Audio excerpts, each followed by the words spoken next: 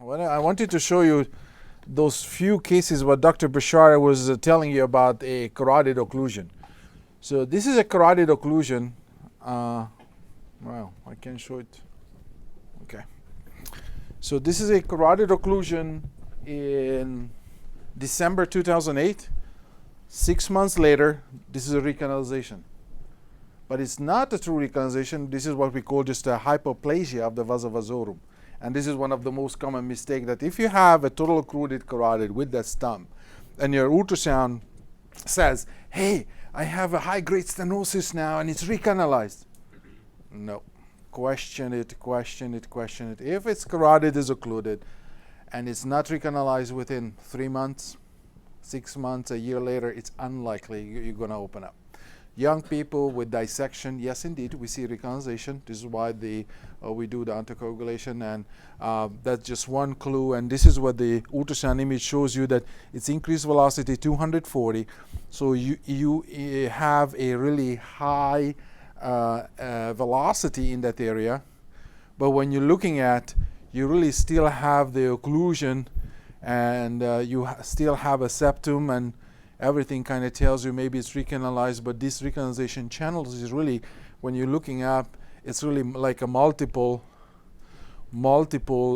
channels, and these are just vasa vasorums. And sometimes you see that vasa vasorum is really short segmental. It's indeed maybe reconstitute the ICA higher up. But another clue what you show on angio, that if your ECA is so well visualized, this is extremely slow flow, and really have to have like a strong injection to really see that internal carotid. So that was one occlusion I wanted to show you. My other favorite I wanted to show you is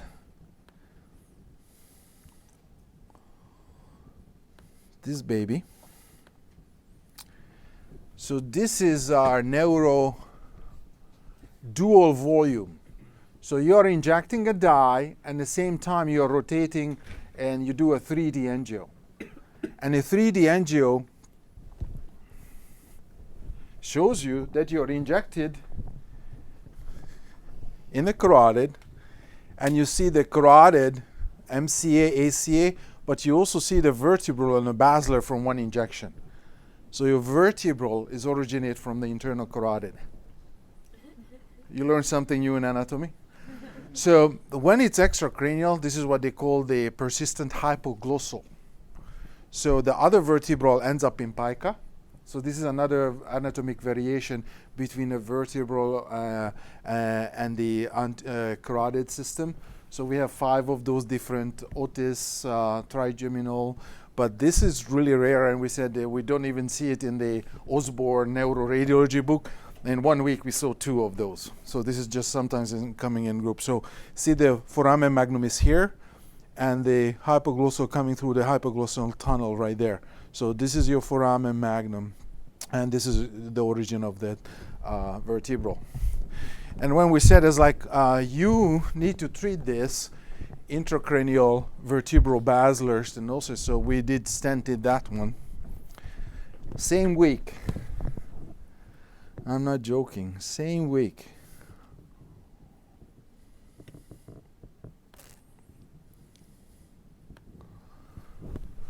So that's a double bifurcation again.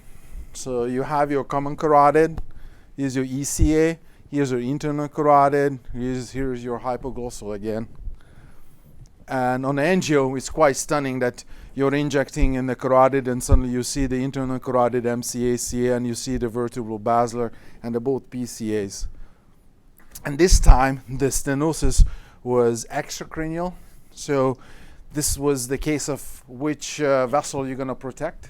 We choose to put a filter in the hypoglossal or vertebral, because the other vertebral ends in pica, but we really felt we really need to protect the posterior circulation. So those are the weird stuff. So this filter is actually in the vertebral, and again, this is your external.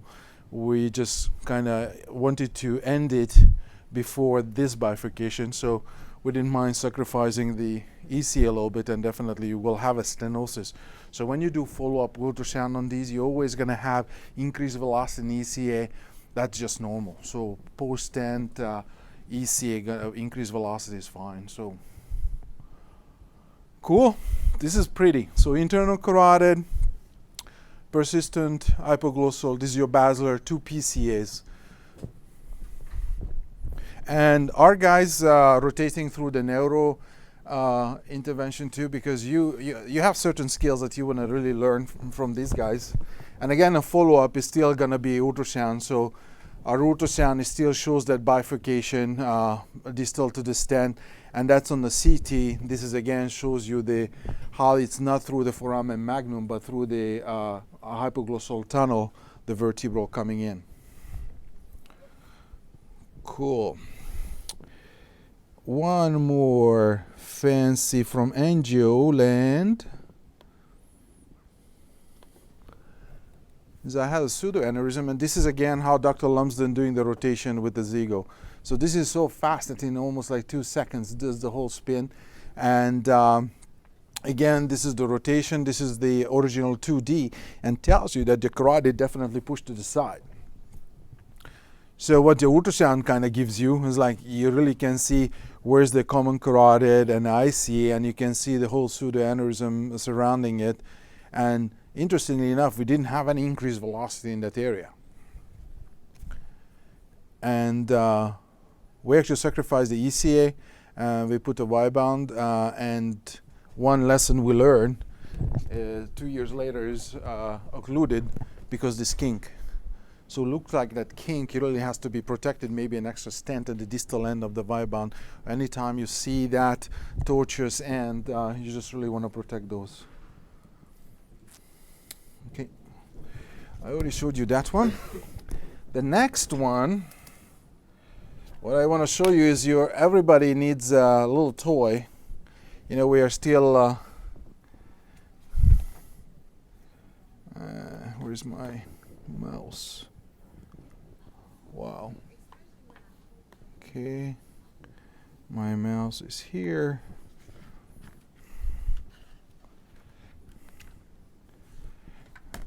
Okay. So what I'm going to show you guys is I think the website called hemodynamics.com.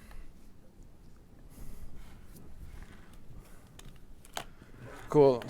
I'm so sorry I don't have a plug for the tiny laptop, so I have to come up with some idea how I'm going to show you this. But this is the best one. So basically, you go to this website, hemodynamics.com, and you download this toy, and you learn about the waveforms. Has some sound most of the time. I'm just not getting the sound somehow.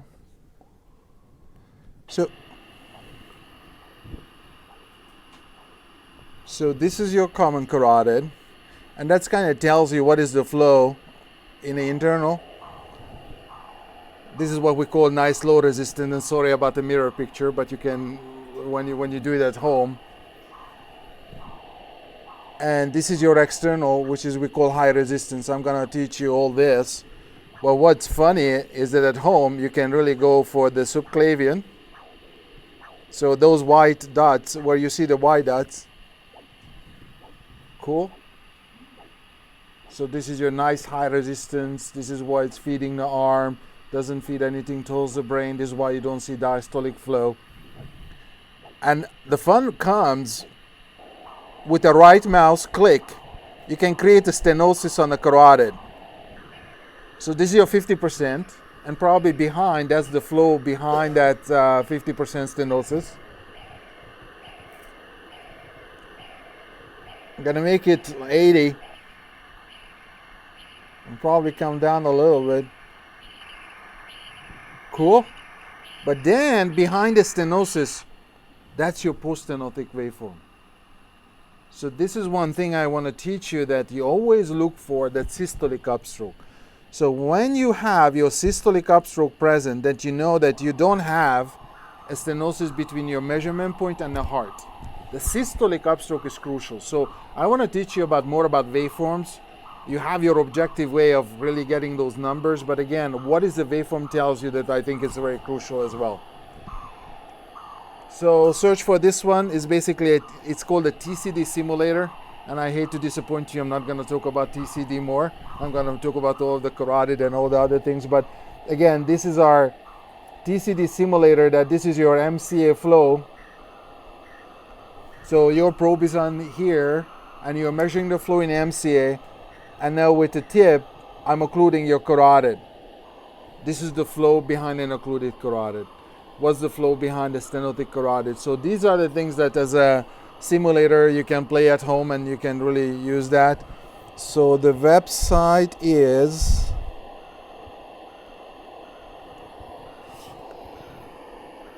oh geez, what did I do?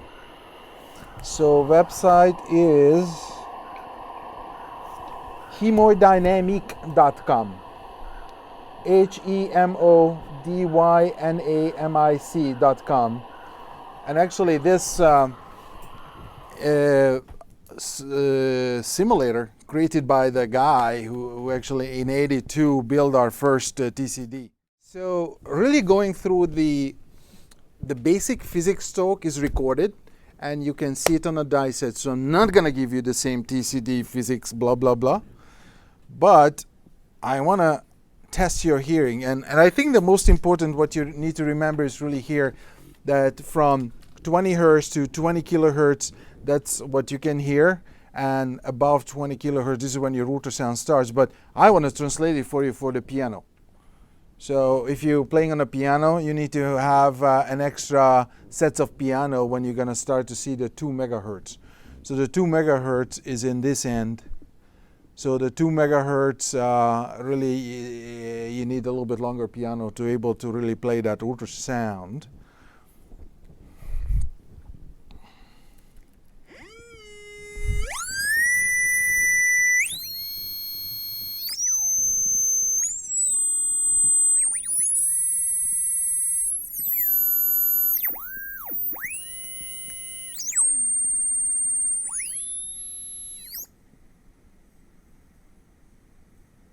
Do you hear it? That's the ultrasound. Cool. And that's where you're hearing test too. So if you didn't hear the middle, that's another diagnosis called syphilis. Because if you have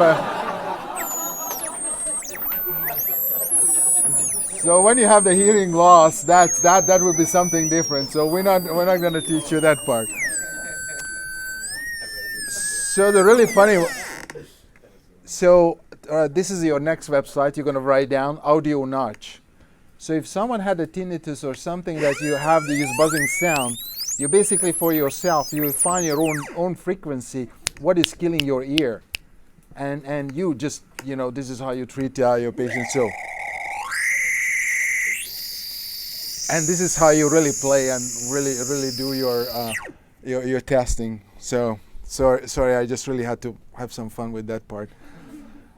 So why are we using angle correction? This is another funny story that our elders who started to do ultrasound, they just came up with this idea because sine is 60, and I don't know, it's not 55, but again, it's really easy to remember that, again, for example, TCD or sometimes an abdominal testing, we don't use angle correction. So then you really, with the zero angle correction, you're really getting the right velocity. The problem is that you never know which direction is the vessel, so this is where the angle correction kind of helps you to really come up with these tortuous vessels that you definitely don't want to do with the 90 degrees because this is when you measure like zero speed. So you always want to have some kind of angle, bless you, some kind of angle with your vessel and the ultrasound transducer. And this is what you will play this afternoon. We have a bunch of ultrasound machine ready for you. So to really understand what is the signal coming towards you, what is the signal going away from you. So all those references always on any of the ultrasound screen starts with this understanding the red and blue. So when it's red and blue, it tells you the signal coming towards you is red, going away is blue. So funny thing is that you can invert that one. Just you don't know which button you push, but no, it's blue and red. So then the blue coming towards you and the red is going away from you, and I will show you on this image. So this is the simple carotid picture, and you see the direction here. So when the common carotid from the deep coming towards the surface to the skin, head is back here. So it's coming up towards the surface. So you are angle correcting. This is a beautiful 60-degree angle correction right there. But also red coming towards your probe, blue is going away. So nicely you can see common carotid coming towards your probe, the jugular is going away. So you see the vein and artery nicely together. Always like give you a very good clue that you know which direction are they going. So then from the bulb, now your ICA from the skin diving. So what happened, now the sonographer wants to keep the red for the artery, blue for the vein, so he flips this scale. So this scale is flipped now. Anything coming towards your probe is blue. That's your vein. Anything going away is red. Please tell me you got it. I'm so proud of you. So this is actually just the basic of the whole ultrasound, and this is how you can confuse yourself so easily when you don't know what the heck is those buttons. So the other fancy buttons, we're gonna practice that on the ultrasound probe. There's like a tiny dent kind of gives you which is your orientation to cranial and which is orientation to the right. So our scanning protocol in the past was like something towards the middle, but now is everything, your probe marker is always towards the right, and you just cross, do the carotid, abdomen or leg as well. On a vascular, on a leg, we still have some debates. Some people like to put the marker in the middle, so that way just easier to see the anatomy on both legs. So the right side you scan this way, left side scan that way. So your marker points to the middle. So that's just a lab preference. But I would say that marker to cranial, marker to the right, that would be our protocol right here. So we can go through a little bit of the protocol, but that's the understanding. Another very important on the scale, that this is your number. So this is the number, gives you that when you're looking for an occlusion, you're looking for a venous stuff, those are the low flow, so you need to decrease that scale. So from the carotid, sometimes we're running, I don't know what did I do, but so on the carotid, we're running of those scales 25 to 40. When you go to the venous or the near occlusions, you're gonna go down to probably 7 to 10. So that's the scale what you can change. The other scale you can change is this scale here. So the change, as remember the velocity, in a moment you jump above 125 over 240, that scale that you need to adjust. And you also always want to visualize the entire waveform. So what you do, you just jump up the scale and drop the baseline. Those are the two really simple things that you can do. And this is give you, again, another clue of, here's your common carotid, is a mixture of high and low resistance because it's feeding your internal but also external. This is your internal. Now it's feeding the brain, so definitely have more diastolic flow, and this is where you can see that's why we call it low resistance. So when you look at the color signal, it's throughout the systole and diastole, so it's matching what is your waveform telling you. Very interesting that you see the upstroke a little bit delayed here. So the upstroke delay is because now you get to the bulb, which is dilated, now it's going to reorganize and you will get the systolic upstroke back. But there was again something like a little the bay and the turbulence kind of make those changes of those waveforms. So when you're close to the bulb, don't surprise that you get those. So when you just go through the whole body of the waveform, so again, we went through the carotid. Everywhere else in our body, we see high resistance flow pattern, low resistance flow pattern, low resistance waveform patterns are splenic. After you ate, your gastric, renal. These are the few exceptions, but also that tells you that those are the vessels who get low resistance. They have a preference flow too. So that's how you see the collaterals are building up, that the lower resistance, this is how you can suck collaterals. So with the occlusion, you need to open up collaterals. This is when your low resistance flow gonna look like a post-stenotic. So Here's your triphasic normal waveform for the peripheral arteries or vessels. Sometimes on the subclavian on the simulator, and you'll see later, you don't see no diastolic velocity at all. So that's fine. But again, you see a nice high resistance pattern. In a moment, you start to see a velocity and waveform in diastole. In the peripheral vessels, you are suspicious that there's something maybe you missed. And it's really clear when you see a post-stenotic, this blunted waveform, because your systolic upstroke is gone. So when a systolic upstroke is gone, your value is not increased. This is what I think is scary, that based on the waveform, you know that you may miss the stenosis. You may miss something, but you know if you see a monophasic, this post-stenotic waveform, you need to find a disease between the normal waveform and this waveform. Cool? That's how simple is the ultrasound. And again, this is my favorite to really teach you where the systole and diastole is. So when you look at a simple cardiac cycle on the ultrasound goes in and reflects on the surface from the red blood cells. This is how you're creating this beautiful Doppler waveform. This is your aortic valve closure. This is going to split systole versus diastole. Tremendous long diastole versus a really short systole. This tiny notch here is we call a Vassal Compliance. So heart is pumping, pumping, pumping, pumping, and this is the point when the blood flow meets the peripheral resistance. This is why it stops here around 100. But if you poke that vessel and you get sprayed in your face, it means there is no resistance, and the flow could be 3 meters per second. So that's your normal flow, what the heart is pumping out through all of our vessels. When you poke that artery and spraying your face, that's again no resistance. But the peripheral arteries build a resistance, and shutting it down is like, okay, I'm full, thank you. Then suddenly the blood vessel dilates a little bit with all these muscles, so that's your notch here, and then it's pumping almost like a second systole up here. When this thing disappears, chronic hypertension, the blood vessel doesn't have any more nice elasticity, rigid, will be harder to perfuse, and just going to be like a curved, blunted top waveform. You just can see that you're losing your vessel compliance basically on that one. The other fancy, how many of you seen these waveforms? Seriously? Intra-aortic balloon pump. Any waveforms intra-aortic balloon pump? No.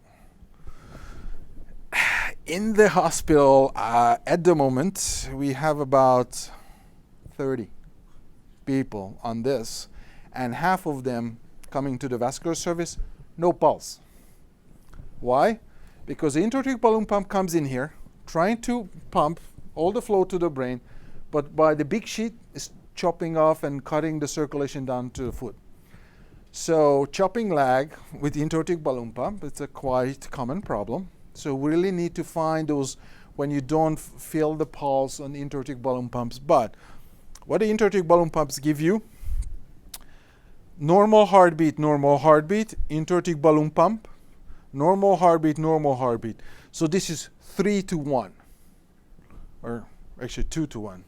So 1, 2, 3, 3 to 1. So we have 2 normal, and every third heartbeat is supported by the intra-aortic balloon pump. So our cardiologist friends, they just created this beautiful slides a week ago. So this is your normal. This is your ECG triggered 1 to 1. So every heartbeat is supported by the intra-aortic balloon pump. And it's really scary because why we are really interested, that this is the part when it's stealing. So not just pumping, but also when the balloon is deflated, it's sucking blood back. So we want to delay this deflation. So we're going to get rid of this part. So that's one of our new interests. So intra-aortic balloon pump going to be your new favorite. And but really to the basics. Velocity doubles 50%. That's every blood vessel. Doubled velocity 50%. Triple or 4-time velocity 70% stenosis.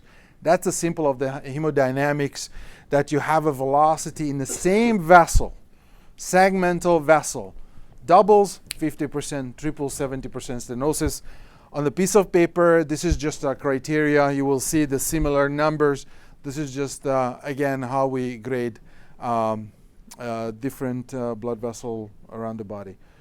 The hemodynamically significant stenosis is coming from this Spencer-Reed curve. In the 70s, they were bored, and with the tubing, they started to play how you create from a total open vessel a total occluded vessel, and you're measuring the velocity and you're measuring the volume flow. So when we say some vessel that, oh, there's a hemodynamically significant stenosis, the reason for that velocity going up, going up, going up, going up, a 50% stenosis, this is the diameter, there's no effect on the flow volume. You can still deliver the same amount of volume, just slightly decreasing the diameter. In a moment, your diameter is about 70% blocked. This is when you cannot deliver the same amount of volume through that lesion. So your flow volume start dropping. That's why it's that 70%, not because someone woke up in the morning and said, hemodynamically significant disease is a 70%. No. So you have the hemodynamics behind it that you cannot deliver the same amount of volume flow on that blood vessels. So one thing is very interesting, that if you have your velocity 300, how do you know that you have a 70% or you have a 95% stenosis? Going back here. So your velocity going to increase and you're over 70%. The next thing is, what is your drop?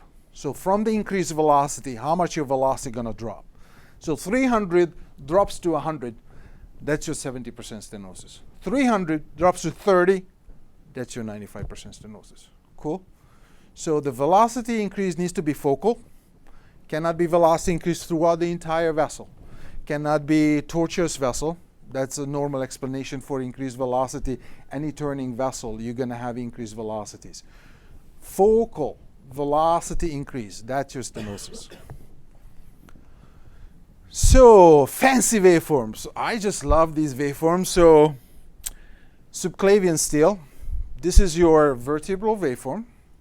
This is a normal waveform behind it, and here's a stele. Cool? Have you guys seen any of these? Next one is brain dead. Almost looks like that. Thank you for laughing, because that means that you're not brain dead.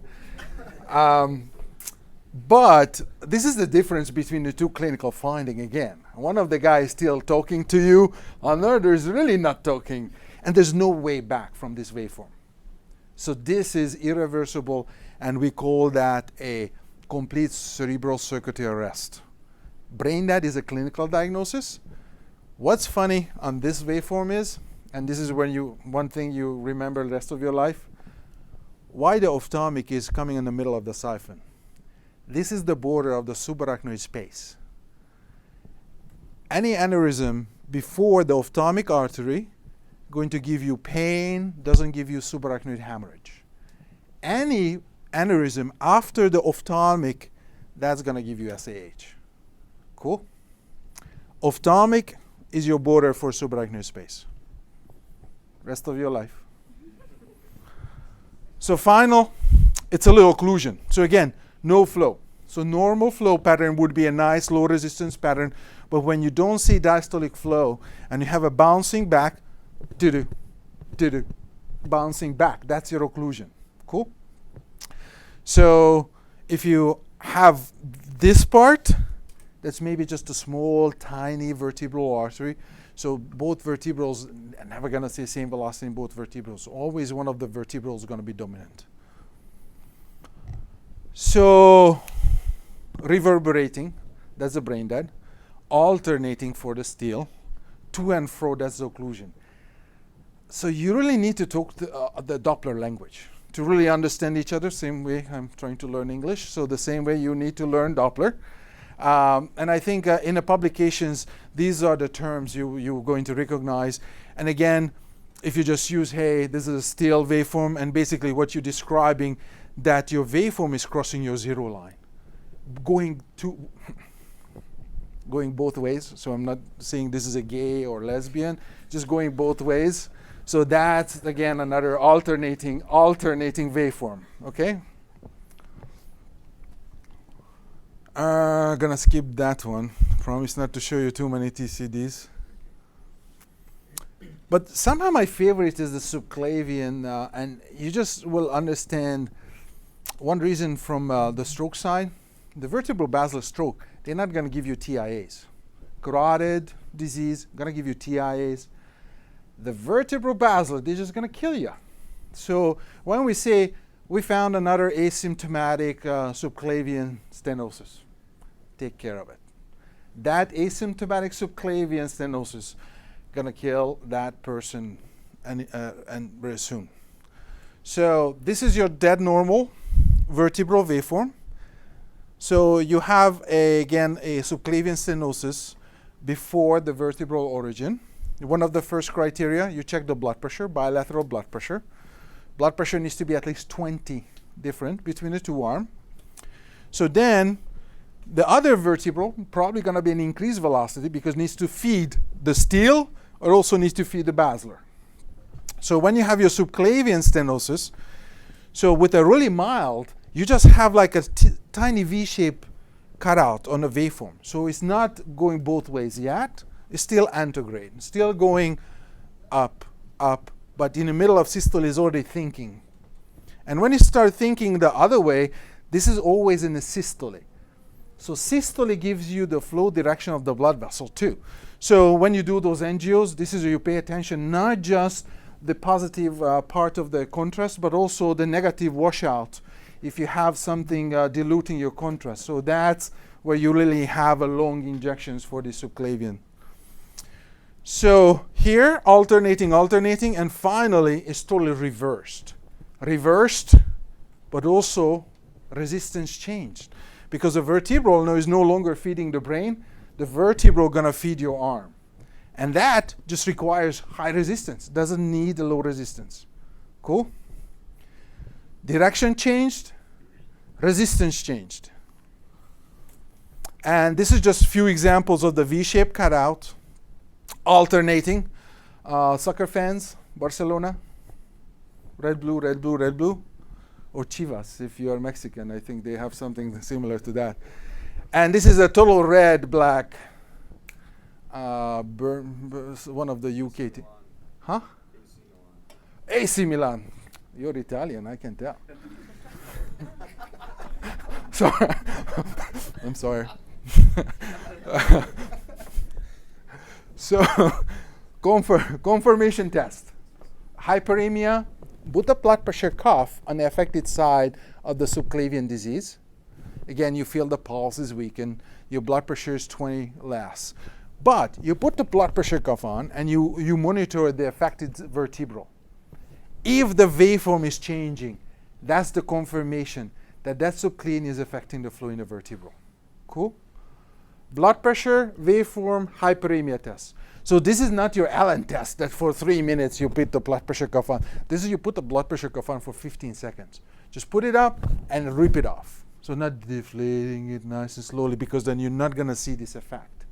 So when you release the blood pressure cuff, quickly, almost generating an extra heartbeat. This is how much blood was actually held up by the blood pressure cuff. That's another trick. If you want to have a forced, beautiful vertebral injection, from a subclavian, put the blood pressure cuff up or the systole. Beautifully, you're going to see the vertebral. So you're having problems seeing on the angio the vertebral, blood pressure cuff on the same side. Definitely all your contrast are going to go to the vertebral. Cool. Oh my God, I'm teaching you so many tricks. Just half of it you need to remember and that will be good. So again, this is a vertebral waveform, reversed, high resistance, normal direction, low resistance. So on the, oh my God, I left it out, but this will help you. So again, when you're looking at the direction of the vertebral, always nice to see the vein next to it. Tells you going two different directions. This is definitely a good direction, despite its extremely high resistance. Cool? So going towards the brain, and the vein is coming backwards. Here is the flow coming towards you, and this is probably a reversed vertebral artery. And one of the way we try to confirm it, that your common carotid goes the same direction as your vertebral. Cool? Real simple thing. You just confirm it. You play the carotid and the vertebral system at the same time. So we are called for a brain death exam, and when you're looking at this waveform, looks like a brain dead. Mean arterial pressure is 30, hypoperfusion. The mean arterial pressure needs to be about 60 to 80, that you really have a perfusion to your body. So we are increasing the mean arterial pressure, and now we have a normal waveform. Cool? So that's the very first thing, that you always need to have at least 60 to 80 mean arterial pressure to make sure that you have those reflexes and your body can work. So the secret of the brain dead is how you can perfuse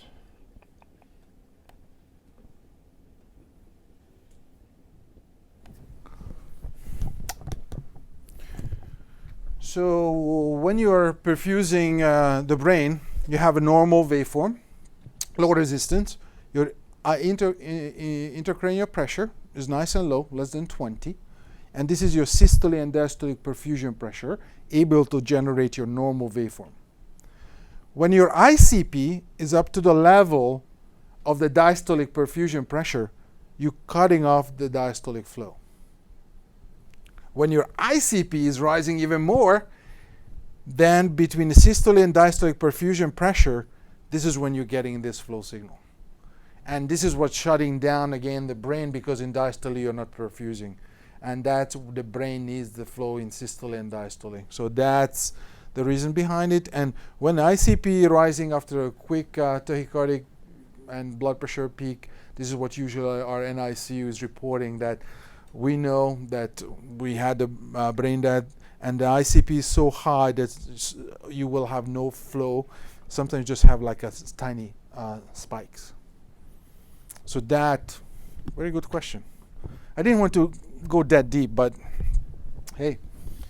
And what I can tell you, that anytime during your career, and not just 1 hour ultrasound exam, we built a beautiful reading exercise with 2,000 cases now.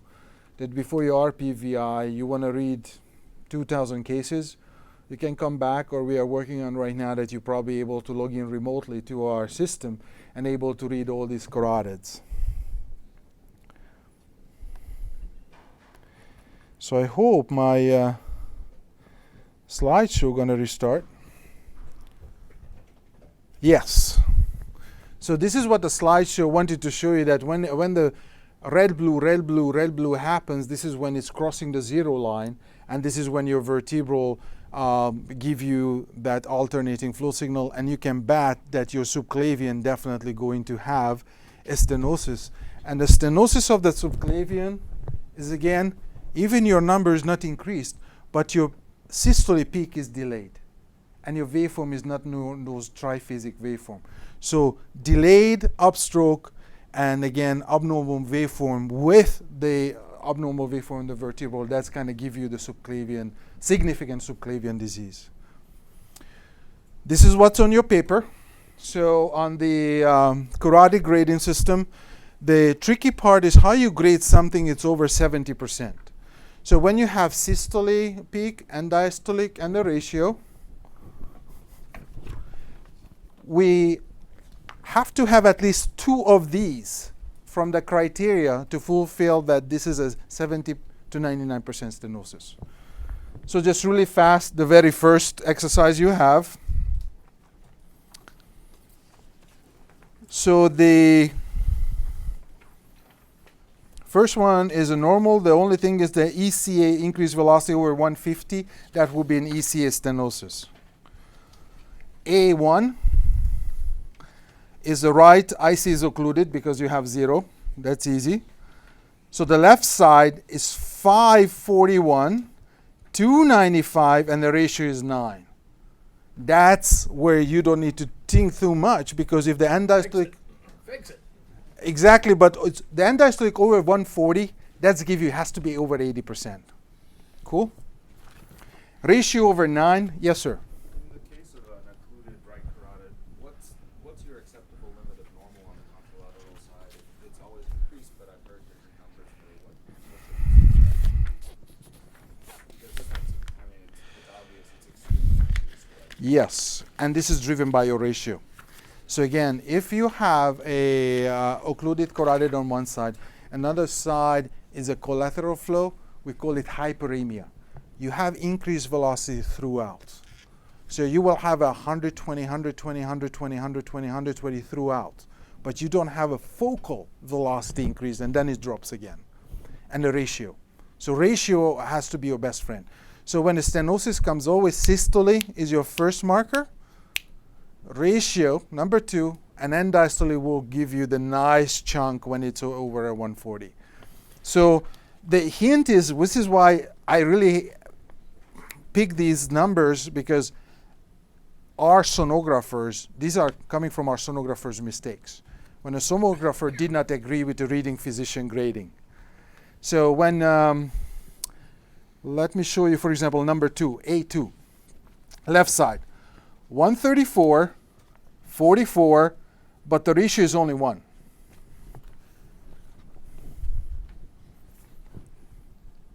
My Italian friend, what's the grade of that one? A2, left side.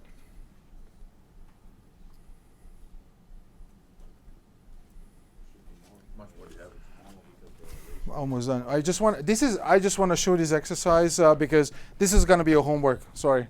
Let me ask you, did you do pencil Doppler too, or did you just do?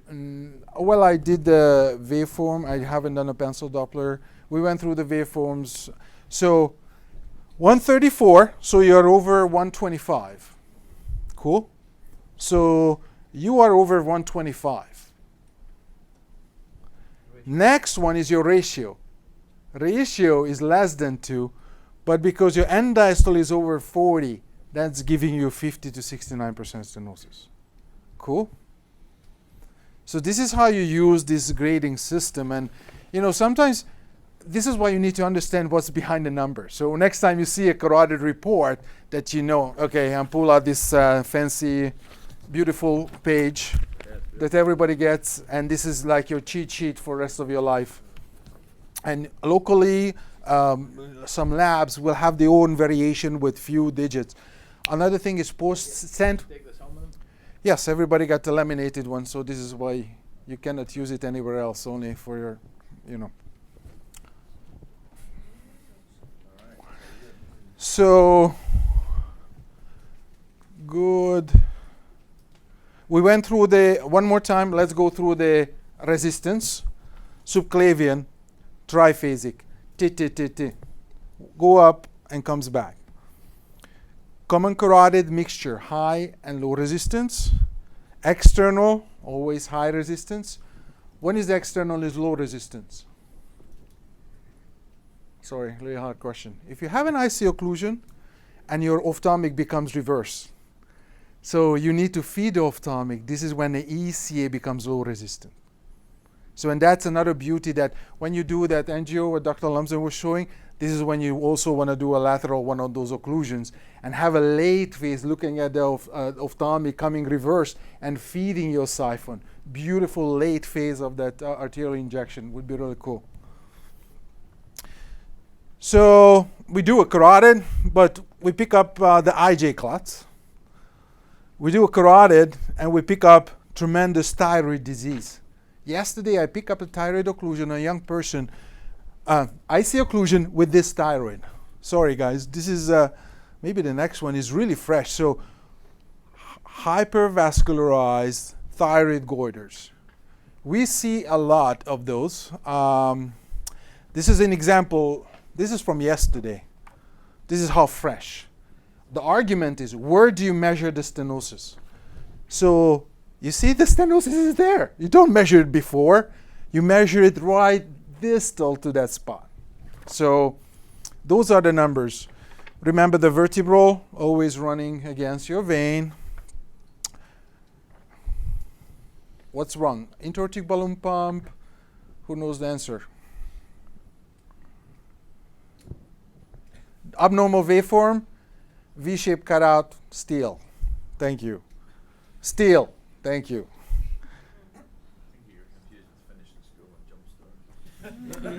No, they are learning something really they're going to be masters of ultrasound. I can tell you that tomorrow we'll have the same slides over again. Occlusion, because you don't see the diastolic flow. Balloon pump. Balloon pump. Is that beautiful? Just the valve, yeah. And that's a clotty. So that's on the second page. If you turn around your cheat sheet, not that one, not the homework, the laminated thingy bingy. So that's where you have your clot, new versus old. So this is again another fresh from yesterday, day before.